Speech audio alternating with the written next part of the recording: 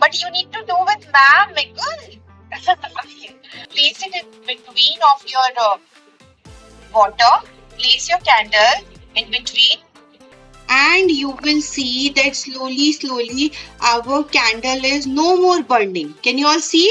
It's rising in the glass. Can you all see in your glass? A little bit water comes up in the glass. Yes? Can you all see this? A little bit water comes up in the glass also. Why?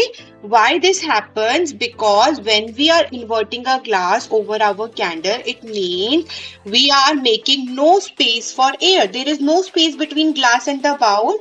It means now there is no space for air, there is no space for oxygen, and there is no oxygen at all now. So due to the absence of oxygen, yes, due to the absence of oxygen, candle extinction. Now there is no more flame burning. Can you all see in your candle? Is it working for you all? Yes, can you all see it? Give a thumbs up if it is working for you all. Yes.